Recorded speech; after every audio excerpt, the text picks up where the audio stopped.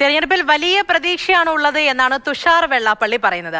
NDA വലിയ മുന്നേറ്റം തന്നെ നടത്തും. കൂടുതൽ ഇടങ്ങളിൽ പാർട്ടി വിജയിപ്പിക്കാൻ വേണ്ടിയാണ് തെരഞ്ഞെടുപ്പിൽ നിന്ന് മാറി നിൽക്കുന്നത്.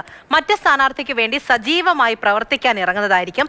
ബാക്കി സീറ്റുകളുടെ കാര്യത്തിലും സ്ഥാനാർത്ഥികളുടെ കാര്യത്തിലും 2 ദിവസത്തിനകം തന്നെ തീരുമാനമുണ്ടാകുമെന്നാണ് തുഷാർ വെള്ളാപ്പള്ളി പറയുന്നത്. BDJSന്റെ ആദ്യഘട്ട സ്ഥാനാർത്ഥി പട്ടിക പുറത്തിറക്കിയിരിക്കുകയാണ്. 12 സ്ഥാനാർത്ഥികളെയാണ് ഇപ്പോൾ പ്രഖ്യാപിച്ചിട്ടുള്ളത്. 12 സ്ഥാനാർത്ഥികളെ പ്രഖ്യാപിച്ചിട്ടുണ്ട്. എങ്ങനെയാണ് ഇത്തവണത്തെ ഒരു തെരഞ്ഞെടുപ്പിനെ നോക്കി കാണുന്നത് BDJS എന്ന നിലയ്ക്ക്? BDJS തീർച്ചയായും വലിയ മുന്നേറ്റം നടത്താൻ പറ്റുമെന്നാണ് ഞങ്ങളുടെ പ്രതീക്ഷ. കാരണം ഞങ്ങളുടെ സീറ്റുകൾ നിങ്ങൾ കഴിഞ്ഞ പ്രാവശ്യത്തെ പാർലമെന്റ് ഇലക്ഷൻ്റെയും അതുപോലെ തന്നെ നമ്മുടെ പഞ്ചായത്ത് ഇലക്ഷൻ്റെയൊക്കെ വോട്ടിൻ്റെ വർധനവും വോട്ടിൻ്റെ എണ്ണവും നോക്കിയാൽ ഇന്ന് തന്നെ ഡിക്ലെയർ ചെയ്തിട്ടുള്ള ഈ 12 സീറ്റിൽ ഏതാണ്ട് എല്ലാ സീറ്റുകളിലും തന്നെ വലിയ മുന്നേറ്റം നേരത്തെ നടത്തിയിട്ടുള്ളതാണ്. ഒരാൾക്കും മുൻതൂക്കം കിട്ടാത്ത തരത്തിലാണ് പല സർവേകളും വന്നുള്ളത്. അതുകൊണ്ട് പ്രത്യേകിച്ച് കേരളത്തിൽ ഇപ്പോൾ NDAയുടെ സ്ഥാനാർത്ഥികൾ ഒരുപാട് വിജയിച്ച് വരുന്ന ഒരു സാധ്യതയുണ്ട്. അതിനകത്ത് BDJSന്റെ സ്ഥാനാർത്ഥികളും നല്ല രീതിയിൽ വിജയിച്ച് വരും. താങ്കളുടെ സ്ഥാനാർത്ഥിത്വം ഉണ്ടാകില്ല എന്നാണ് പറയുന്നത്. അപ്പോൾ അങ്ങനെ ഒരു സാഹചര്യം വലിയ ജയങ്ങൾ NDA ഉണ്ടാക്കാൻ സാധ്യത ഉള്ളപ്പോൾ എന്തുകൊണ്ടാണ് താങ്കൾ മത്സരരംഗത്ത് നിന്ന് മാറി നിൽക്കുന്നത്?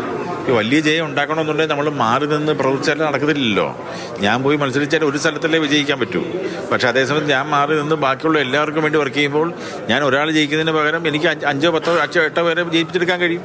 അതിനു വേണ്ടിയിട്ടാണ് ശ്രമിക്കുന്നത്.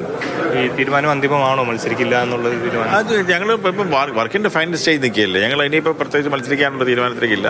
ഞാൻ ഇതിൻ്റെ ബാക്കിയുള്ള കോർഡിനേഷനാണ് ഉദ്ദേശിക്കുന്നത്. കഴിഞ്ഞ വർഷം 21 സീറ്റുകളിലായിരുന്നു BDJS മത്സരിച്ചത്. ഈ വർഷം അത് എത്ര സീറ്റ് വരെ പോകാം ഒരു തീരുമാനമായിട്ടുണ്ടോ? അല്ല, അതിൻ്റെ നാളെയായിട്ട് ഞങ്ങൾ ഫൈനൽ ഡിസ്കഷനിലേക്ക് പോയിട്ട് ആ ദിവസങ്ങളിൽ ഞങ്ങൾ ഫൈനലായിട്ട് തീരുമാനിക്കും. നാളെ 2 ദിവസങ്ങളിൽ തന്നെ ബാക്കിയുള്ള സ്ഥാനാർത്ഥികളുടെ എല്ലാം ഡിക്ലറേഷൻ ഉണ്ടാവും. ഈ NDA മുന്നണിയിൽ നിൽക്കുന്നതുകൊണ്ട് ഒരു വോട്ട് വീതം കുറയുന്ന അടക്കമുള്ള ഒരു വലിയ ആക്ഷേപങ്ങളൊക്കെ ഉണ്ടായിരുന്നു. അപ്പോൾ അതേപറ്റി ഇപ്പോഴും NDA മുന്നണിയുടെ ഒപ്പം തന്നെയാണ് നിൽക്കുന്നത്. അപ്പോൾ ഏതെങ്കിലും തരത്തിൽ അതിനൊരു നമ്മളത് ചർച്ച ചെയ്യാൻ പറ്റിയൊരു അവസരമല്ലല്ലോ ഇത്. നമ്മളിപ്പോൾ ഒരു ഇലക്ഷൻ രംഗത്തേക്ക് നിൽക്കുന്ന സമയത്ത് ഇങ്ങനെയുള്ള നെഗറ്റീവ് ചർച്ചകളുടെ വലിയ പ്രാധാന്യമില്ല. ഈ ഒരു സീറ്റ് വർധന ഉൾപ്പെടെ ഇതിൻ്റെയൊക്കെ ഇങ്ങനെ ഒരു പരാതി ഉന്നയിച്ചതിൻ്റെയൊക്കെ അതിൻ്റെ ഒരു ഇതായിട്ടാണോ? ആ പരാതിയെക്കുറിച്ച് ഞങ്ങൾക്ക് പ്രത്യേകിച്ച് അങ്ങനെ ഒരു പരാതി ഞങ്ങൾ ഇതുവരെ പറഞ്ഞിട്ടില്ല, അങ്ങനെ പ്രസ്ഥാനം നടത്തിയിട്ടില്ല. അത് തോന്നലായിരിക്കാം, വേറെ പ്രത്യേകിച്ച് കാര്യങ്ങളൊന്നുമില്ല. ഇപ്പോൾ ഇന്ന് സുധാകരൻ താങ്കളുടെ പിതാവിനെ കണ്ടിരുന്നു, താങ്കളും അവിടെ ഉണ്ടായിരുന്നു. ഏതെങ്കിലും തരത്തിലുള്ള ഒരു രാഷ്ട്രീയ പ്രവേശനം അങ്ങനെ എന്തെങ്കിലും ഒരു ചർച്ചകൾ അവിടെ ഭാഗമായിട്ടിരുന്നോ? ഒന്നുമില്ല. അദ്ദേഹം ജസ്റ്റ് ഞങ്ങളുടെ കുടുംബപരമായി എല്ലാവരും അടുപ്പമുള്ളതാണ്. അദ്ദേഹം ജനറൽ സെക്രട്ടറി കാണാൻ വേണ്ടി വന്നു എന്ന് മാത്രം, വേറെ ഒന്നുമില്ല. എന്തെങ്കിലും തരത്തിലുള്ള മുന്നിലേക്ക് സ്വീകരിക്കുന്ന അല്ലെങ്കിൽ വരാൻ തയ്യാറായാൽ എന്താണ്? തീർച്ചയായും NDAയിലേക്ക് വരാൻ അദ്ദേഹം തയ്യാറായാൽ തീർച്ചയായും 2 കൈ നീട്ടി സ്വീകരിക്കും.